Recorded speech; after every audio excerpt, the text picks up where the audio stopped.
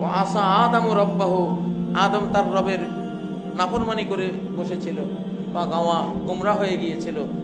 সুম্মা তাবা আলাইহি, পরে আবার আল্লাহ তার তওবা কবুল করেছেন, ও হাদা, তারে হেদায়েত করেছেন। ঠিক না? শয়তান ভুল করে বলেছে আনা খায়রুম মিনহু, আমি উত্তম। আমার ইগো, তুমি আমার ইগো স্বীকার না করলে তো আমি তার সেজদা করতে পারি না। আর আদম ভুল করে বল রব্বানা যালামনা আনফুসানা ওয়া ইল্লাম তাগফির লানা, এটাই তো বলে। এখন নবীর অনুবাদ করতে গিয়া যা বলা হয়েছে, সাংবাদিক, কেউ সংবাদ বাহক, আসলে এগুলি সাধারণ আলোচনায় করে ফেলে। তবে এই যুগে এইটাও আর না করা উচিত। এই যুগটা বড় সেন্সিটিভ। আসলে নবুয়ত মানে হলো সুমহান সংবাদ।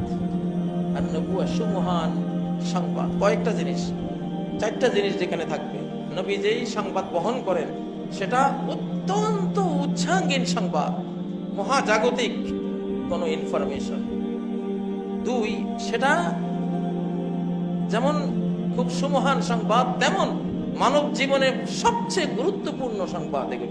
এগুলি ছাড়া মানুষের জীবন নাই। মানুষ দুনিয়াও হারাবে, আখিরাতও হারাবে, এমন গুরুত্বপূর্ণ।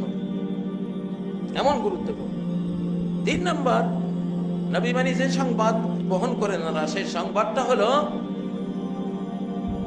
যে সংবাদ শুনলে তাদের সত্যতা, তাদের মানবতা, তাদের বংশীয় উচ্চতা, তাদের সারা জীবনের ত্যাগ তিতিক্ষা দেখে যে কোনো মানুষ তার সংবাদটা শুনে মাত্রই তার একটা এলম অর্জন হয় যে না, এই কথা একটা সত্যতা আছে।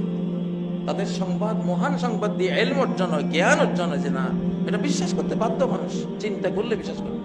চার, কেউ যদি একেবারে খাঁটি এলেম সে তার নিজের দোষে সে অর্জন করতে না পারলো, একটা মেজরিটি ধারণা হলেও তার ভিতরে আসবে যে না, একটু দেখি না, নিজে বলছে কথাটা তো ফেলনা না।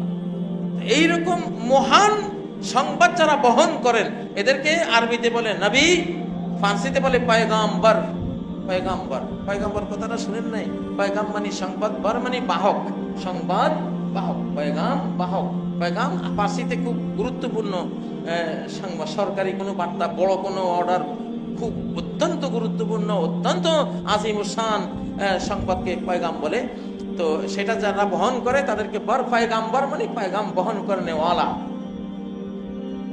তো আমরা বাংলা ভাষায় তো নবীকে নবী বলাই উত্তম, এগুলি অনুবাদ না করাই ভালো। কে না বুঝে নবী মানে কি, কে না বুঝে বলেন? এক বাঙালি না মক্কা শরীফ গেছে হজ করতে, যাইয়া